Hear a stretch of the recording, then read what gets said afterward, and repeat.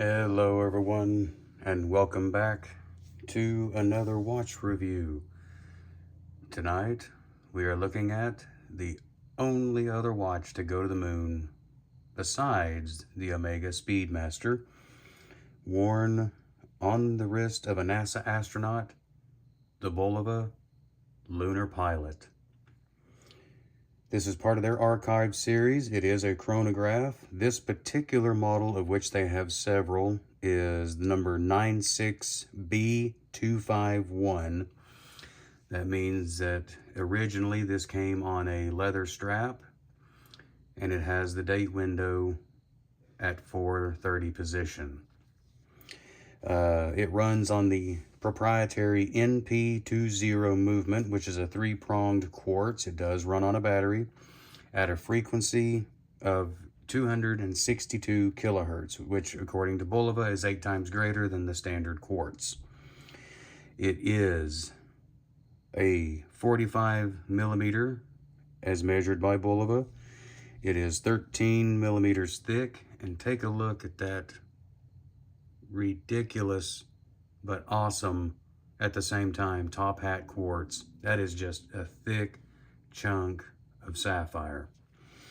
It is 52 millimeters lug tip to lug tip, and the crystal does have inner AR coating, which prevents it from getting scratched. A note I want to make about this particular crystal: a lot of stuff I read online, people were afraid of this thing just getting chipped all to hell, clacking it on door jambs or anything in general. I have had this for well over 2 years, and it doesn't have a single scratch or a single chip, ding, anything out of it. I placed it on this Blue Shark Nautilus style NATO strap, nylon strap, whatever you want to call it. It does pair very well with NATOs, I must say. The baton hands and the indices are all coated in BGW9, so it has a very cool blue. Oh, and there's the chronographs. This top paddle style button starts everything. You can see the running seconds there for the chronograph. You have the 1/20th second into 3 o'clock. You have the current to your time running seconds at the 6 o'clock. And then over here at 9 o'clock, you have a 60-minute chronograph. When you hit the button, this right here is what counts for when you're timing. When you're done, you just hit that top paddle again.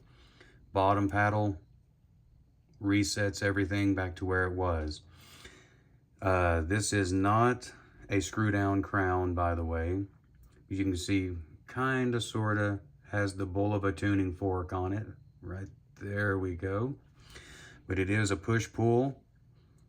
Pull it all the way out. As you can see, the second hand does stop, so it does hack. Put it in the first position, that will change the time. Put it in the second position will change the time. Putting it in the first position will change the date. I love this watch. I have worn this watch outside of my Doxa more than any other that I have. It's a neat little timepiece. If you know what it is, people love it. If people don't know what it is, the history, people are fascinated by it. If they ask and you tell them this is a moon watch, tell them the price, it's astounding, especially compared to the other big boy that went to the moon, again, the Omega Speedmaster. This, with coupon, you can find around $400 or $500. The other guy, you're looking at about $7 to $10, depending on the particular model. So, once again, let's hit this with a little bit of the UV.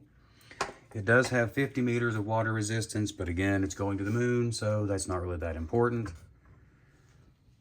And as you can see, it does have that really nice, cool blue BGW9 glow to it. a novelty to some. I think it's cool. I suggest it belongs in everybody's collection as long as you can pull it off. Let me do a wrist shot real quick so you can see what it looks like on my wrist. Again, it's just a hair over 7 3/4 sized wrist. I'm not going to fool with putting the NATO all the way where it's supposed to, but you get the idea. There it is on mine. All right. Thanks everyone for tuning in. We'll be back again.